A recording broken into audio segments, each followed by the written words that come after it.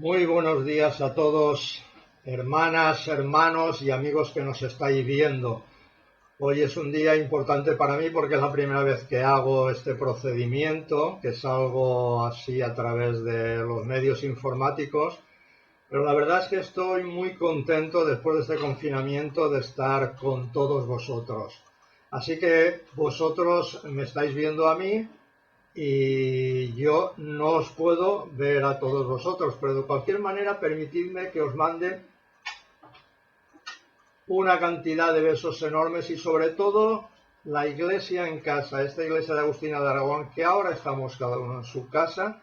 Nos abracemos, venga, abraza al que tienes en casa, en el comedor, a tu marido, a tu hijo, a tu sobrino, a tu tía, abracémonos todos desde este confinamiento que nos permite reflexionar más acerca de las bendiciones que el Señor nos ha dado y nos está dando. Yo también os veo.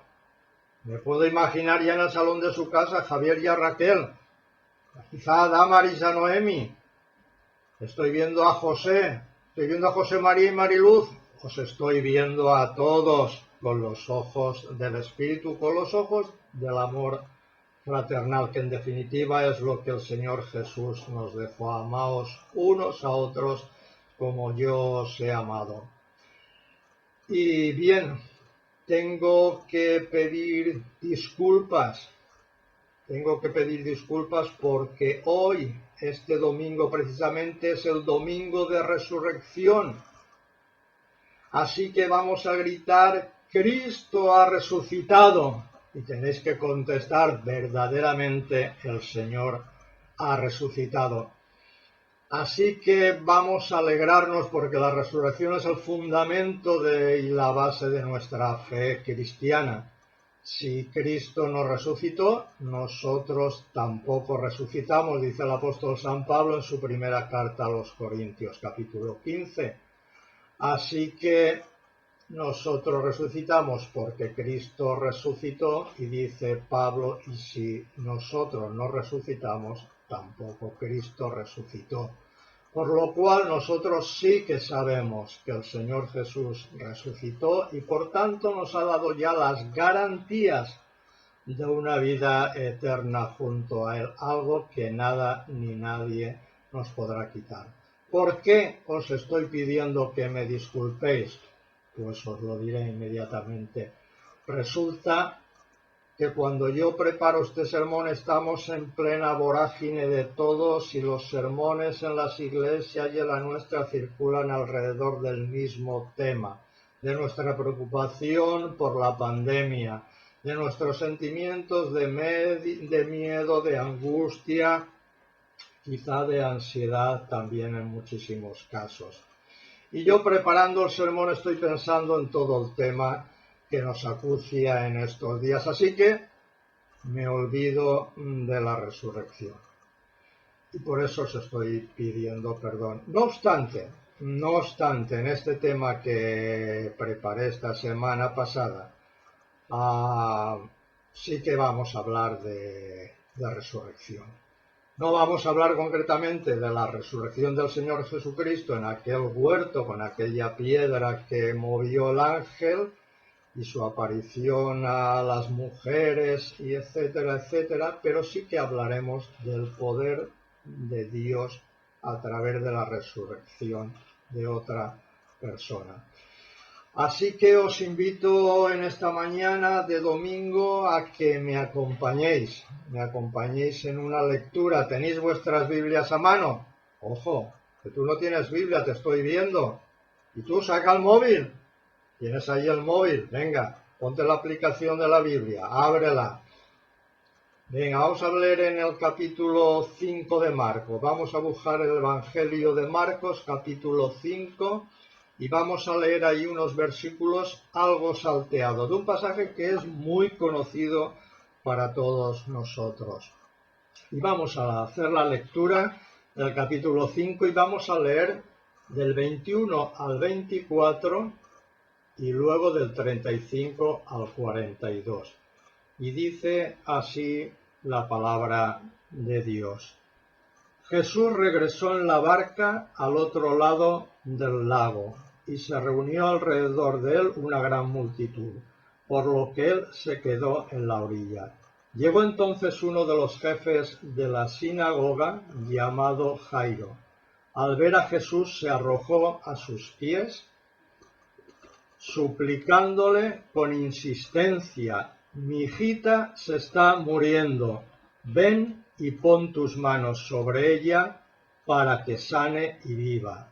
Jesús se fue con él y lo seguía una gran multitud que le apretujaba. Ahora pasamos al versículo 35, donde dice: todavía estaba hablando Jesús cuando llegaron unos hombres de la casa de Jairo, jefe de la sinagoga, para decirle: tu hija ha muerto. ¿Para qué sigues molestando al maestro? Sin hacer caso de la noticia, Jesús le dijo al jefe de la sinagoga: no temas, cree solamente. No dejó que nadie lo acompañara, excepto Pedro, Jacobo y Juan, el hermano de Jacobo. Cuando llegaron a la casa del jefe de la sinagoga, Jesús notó el alboroto y que la gente lloraba y daba grandes alaridos. Entró y les dijo: ¿por qué tanto alboroto y llanto? La niña no está muerta, sino dormida. Entonces empezaron a burlarse de él, pero él los sacó a todos. Tomó consigo al padre y a la madre de la niña y a los discípulos que estaban con él, y entró a donde estaba la niña. La tomó de la mano y le dijo: Talita cumi, que significa: niña, a ti te digo, levántate.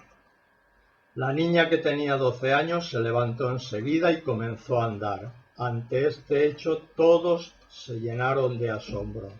Él dio órdenes estrictas de que nadie se enterara de lo ocurrido y les mandó que dieran de comer a la niña. Bien, hasta aquí la lectura de la palabra del Señor. Comentaremos algún que otro versículo. En primer lugar, os diré que este pasaje es un pasaje del que yo he hecho mano en muchísimas circunstancias de mi vida.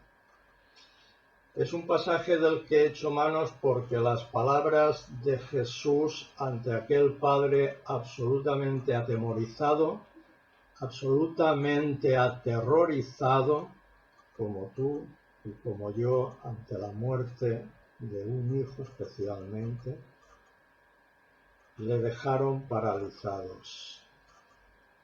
Y yo echo mano de estas palabras porque para mí siguen siendo de un consuelo, de un apoyo, de una ayuda total.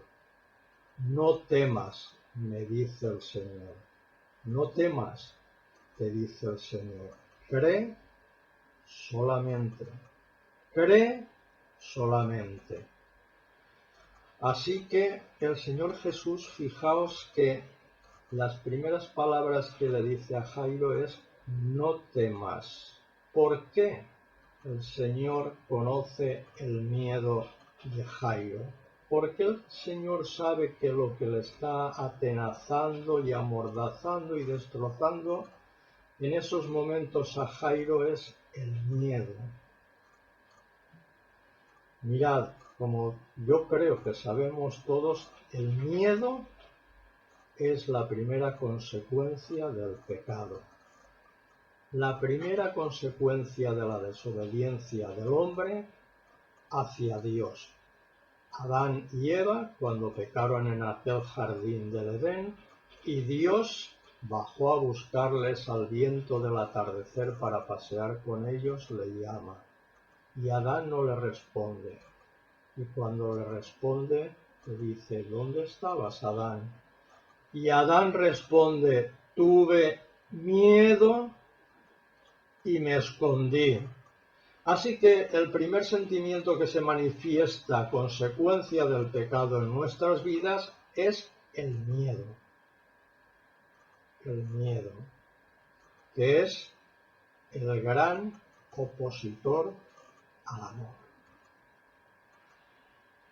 La humillación que manifiesta el Padre al tirarse allí a los pies de Jesús suplicando, esa súplica y esa humillación del Padre demuestran una fe al menos incipiente en el Señor Jesucristo. Al menos habría oído hablar de Él, de sus milagros, de sus enseñanzas. Seguro, cuando un hombre de la categoría de Jairo, que era un principal de la sinagoga, seguramente el jefe de la sinagoga, acude a Jesús, está acudiendo a alguien que está fuera de la institución, que la institución rechaza como tal, pero que se le reconoce que es un maestro.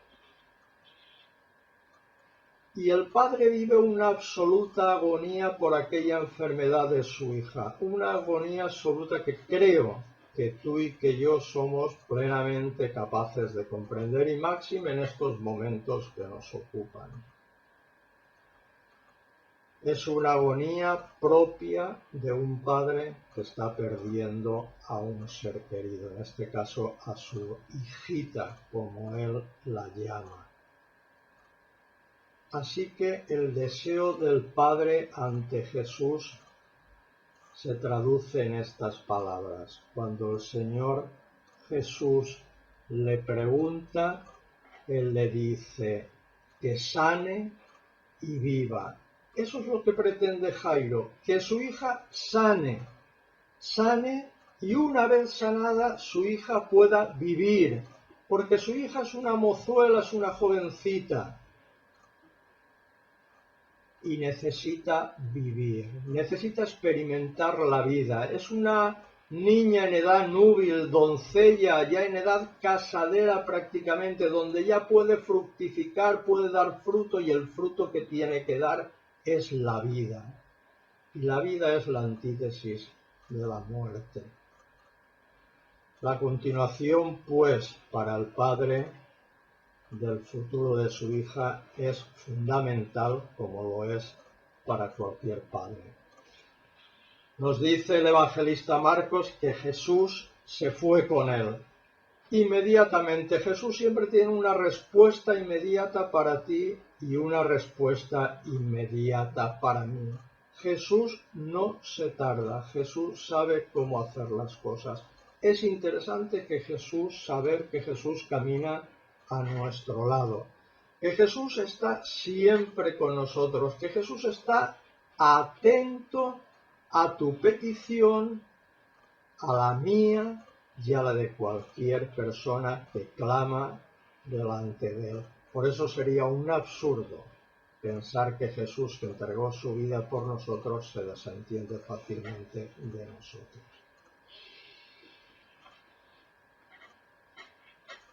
Bien, Jesús se fue con él, pero encontramos en algo que no hemos leído, pero que está en este capítulo, que se entretiene con una mujer que padece flujo de sangre desde hacía 12 años, en aquel incidente donde la gente apretaba a Jesús, le está apretujando, y Jesús dice, ¿quién me ha tocado? Y los discípulos tienen que decir, ¿pero cómo dices quién te ha tocado si todo esto está lleno de gente?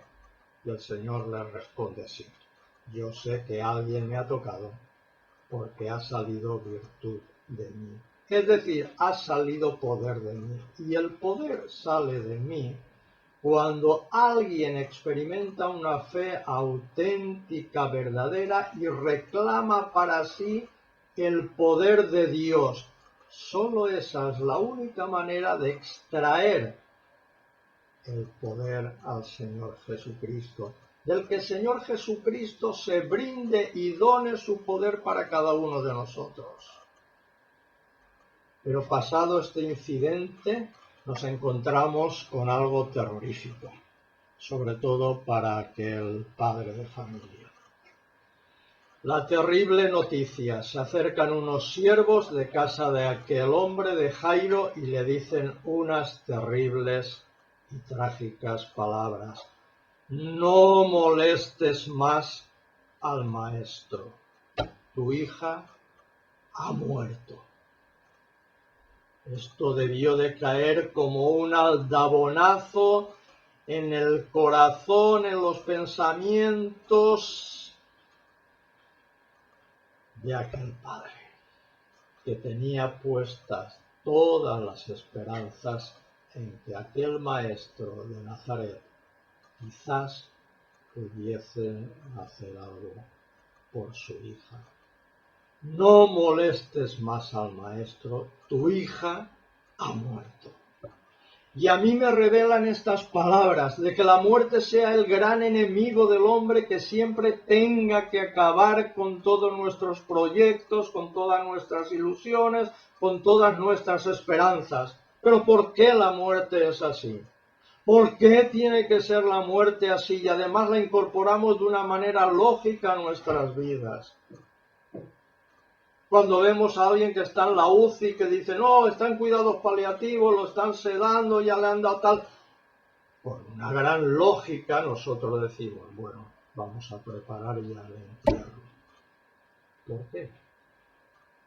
Porque consideramos, o mejor, seguimos considerando a la muerte como el gran enemigo que destruye todo. Pero para Dios no es así. Para Dios no es así. Parece que para Jairo, igual que para nosotros, con estas palabras se cierra toda posibilidad de vida y de futuro. Pero ¿qué es la muerte? Repito, que parece el enemigo imbatible e invencible al que nadie puede derrotar. Y aparentemente, para el mundo y para nosotros, en cierta manera para el creyente, lo es. Y es que el pecado cometido por nuestros primeros padres infectó a toda la raza humana. Y desde entonces, fijaos lo que voy a decir ahora, desde que vino esa infección a toda la raza humana, ha sido y sigue siendo el instrumento por el cual Satanás nos tiene prisioneros, nos tiene encadenados, nos tiene atados de pies y manos. Fijaos lo que voy a leer de la carta a los hebreos, que yo creo que aporta mucha luz a esta experiencia de muerte que vive la humanidad. Dice el escritor a los hebreos, por tanto, ya que somos de carne y hueso, Él, Jesucristo, también compartió esa naturaleza humana para anular, mediante su muerte, al que tiene el dominio de la muerte, es decir, al diablo, y librar a todos los que por el temor de la muerte estaban sometidos a la esclavitud durante toda su vida. Dicho de otra manera, el temor a la muerte es la cadena, el instrumento que Satanás está utilizando para aprisionar, para encadenar, para sujetar a toda la raza humana. Lo dice el escritor, y librar a todos los que por el temor de la muerte estaban sometidos a esclavitud durante toda la vida. Y es así, es así. Cuando nos preguntamos y hablamos con amigos y familiares no creyentes, y todos nos dicen, algunos dicen, no, yo no tengo miedo a la muerte, pero en realidad no es así. Todo el mundo tiene miedo a la muerte. Y si no lo ponemos a la inversa, nadie quiere morirse. Pero ¿sabéis por qué nadie quiere morirse? Aunque no lo sepa, aunque no lo diga, pero en su inconsciente y desde la caída del hombre que pecó en el huerto del Edén, el miedo a enfrentarse con su creador está presente. Pero el hombre no lo sabe. pero el hombre tiene miedo a la muerte. Porque inconscientemente, su inconsciente sí que sabe que cuando muera se enfrentará con su Creador. Tendrá que rendirle cuentas. De ahí ese miedo inconsciente a la muerte, porque no quiere pasar a enfrentarse con Dios. Pero esto no ocurre con aquellos que hemos entregado nuestra vida al Señor Jesucristo y que por su misericordia y por el gran sacrificio en la cruz, por su bendita sangre derramada para cubrir tus pecados y los míos, hace posible que la muerte en el creyente sea la puerta que se abre a la vida. Fijaos de qué manera el apóstol Pablo, en su primera carta a los Corintios, capítulo 15, hace referencia al poder del Señor Jesucristo sobre la muerte. Pero el profeta Oseas ya lo dice. En su capítulo 6 dice: «Oh muerte, yo seré tu muerte. Yo sepulcro, yo seré tu destrucción». Palabras que luego parafrasea el apóstol Pablo y la del salmista dice: ¿Dónde está muerte tu aguijón? ¿Dónde sepulcro tu victoria? Gracias sean dadas a Jesucristo, que nos da la victoria. Así que podríamos reírnos porque, como decía un profesor de la Facultad de Teología de aquí de Valencia, si Jesucristo ha vencido a la muerte, al pecado y a Satanás, nosotros tendríamos que estar riéndonos, rascándonos y cogiéndonos la barriga. Bien, dentro de lo anecdótico es una tremenda realidad.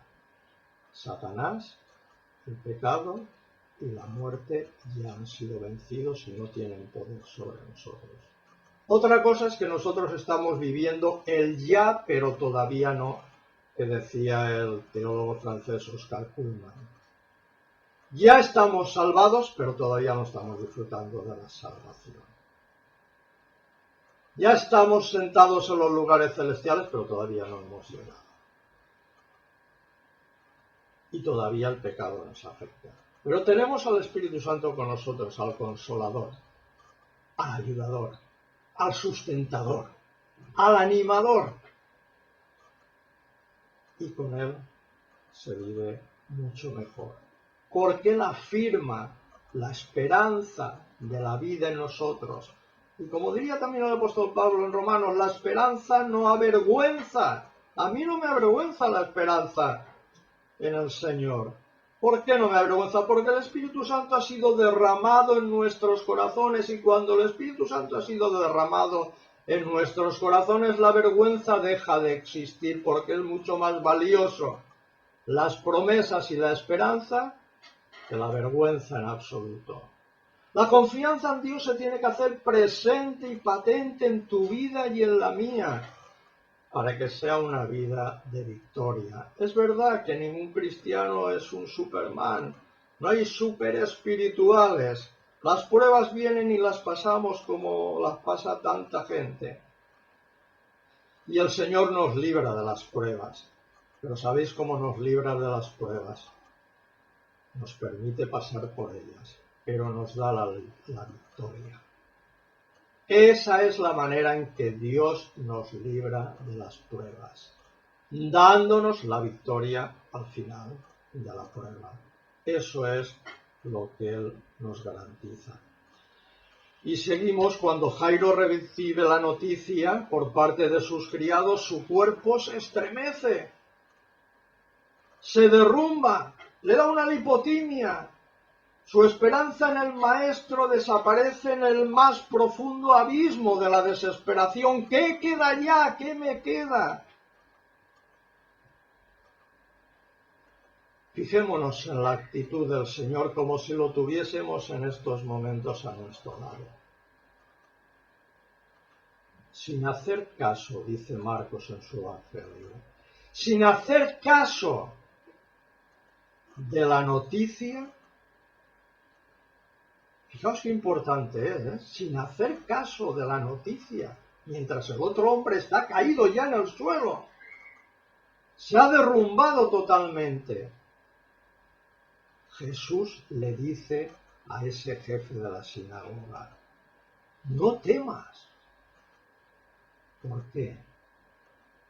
Porque Jesús sabe que tú y yo, al igual que Jairo, somos víctimas del miedo.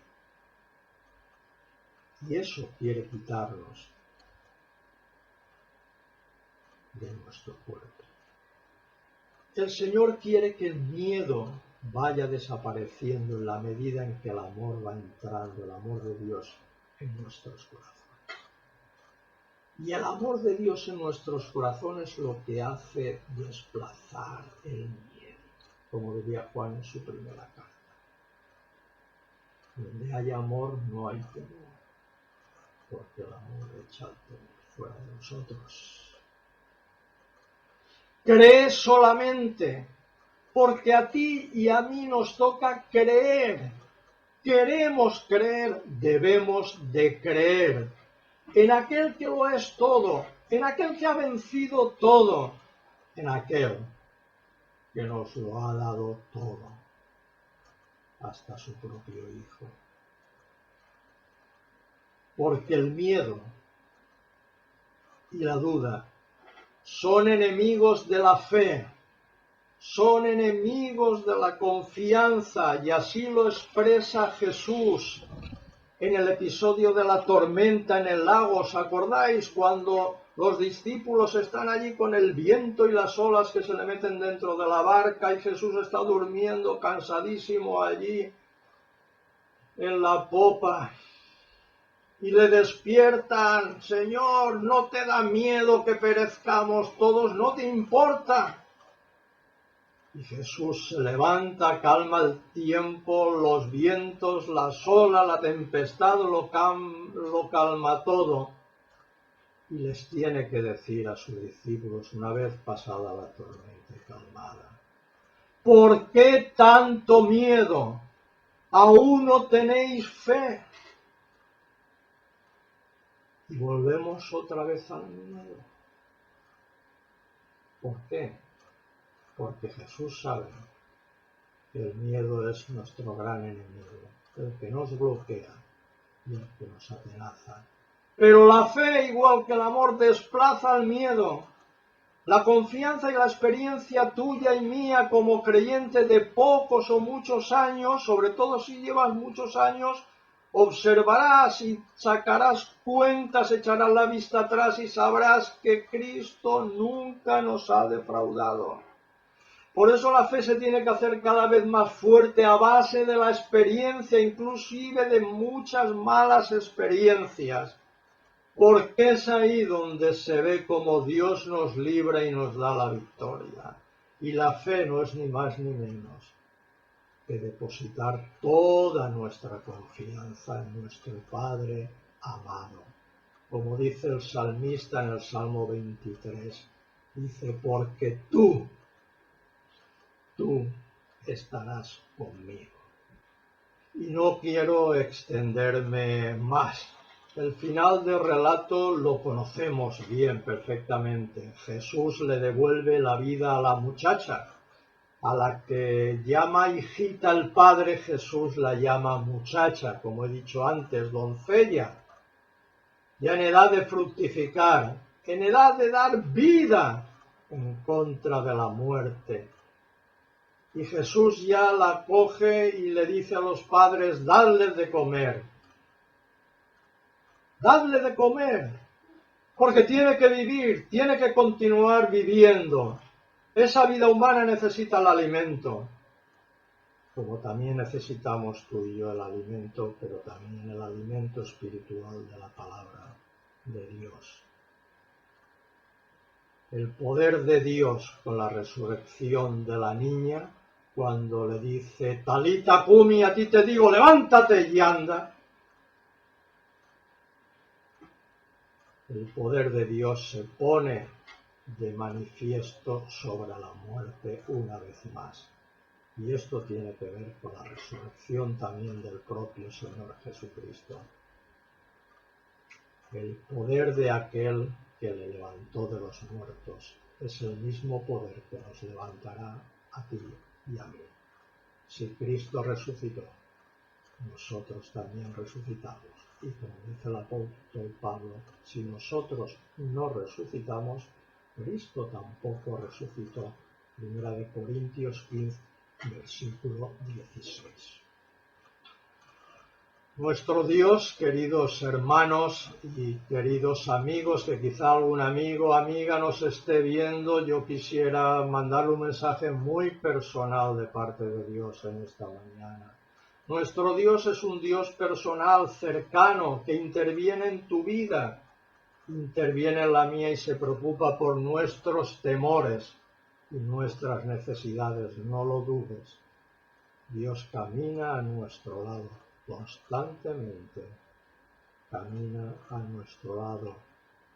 Y si tú vienes hoy a Él, si tú te acercas a Él experimentando todo el amor que Dios te está ofreciendo desde la cruz en aquel monte, muriendo por ti y por mí, si tú abres tu corazón y le pides perdón por tu pecado, por tu rebeldía, por tu alejamiento, por tu ignorancia, como quieras llamarle, si tú percibes hoy la palabra de Dios y el amor de Dios llegando a tu vida, pídele perdón, ábrele tu corazón y Él te dará la paz, pero no con la paz de las promesas del mundo, la paz que Él nos dejó.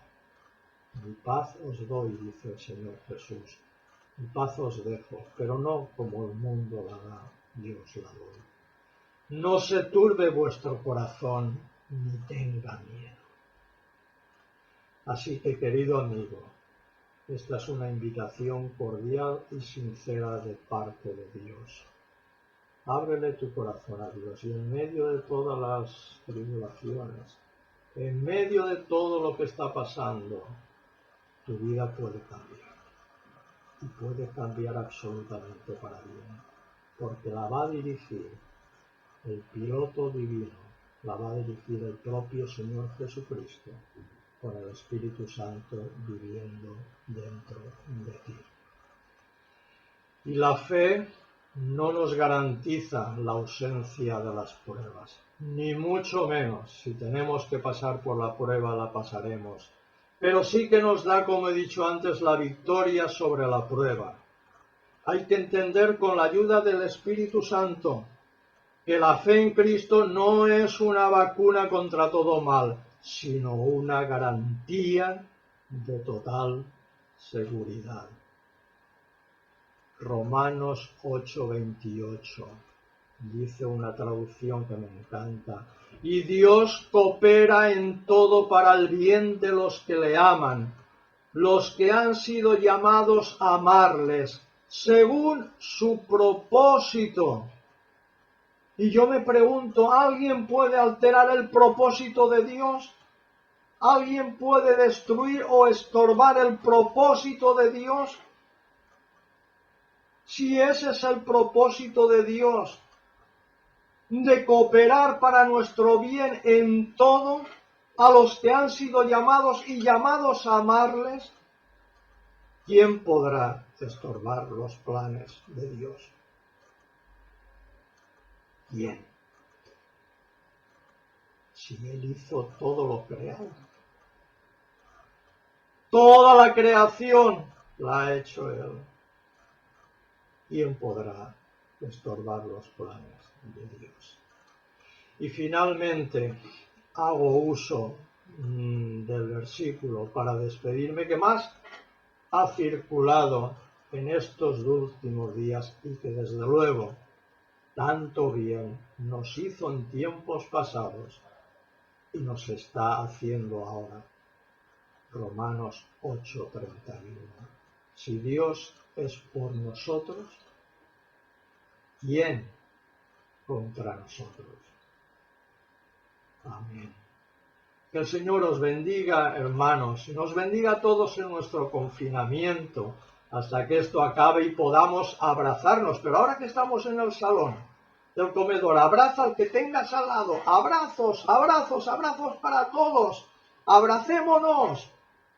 Por lo menos virtualmente, ya tendremos ocasión para hacerlo físicamente, porque el Señor nuestro es grande, es poderoso, resucitó a la niña, resucitó a Lázaro como muestra de que podía resucitarlos a todos nosotros, como lo demostró en su resurrección para vida eterna. Y esa es la vida que Dios quiere para ti y para mí. Y esto por su gracia, absolutamente gratis. Pregúntate, ¿qué Dios tengo yo? Y a ti, querido amigo, ¿qué Dios puedo tener? ¿Ese es el Dios que me ama? ¿A mí me puede amar un Dios cuando yo he hecho todo lo que he hecho? ¿O soy absolutamente bueno y no he hecho nada malo? Delante de Dios no hay nadie absolutamente bueno.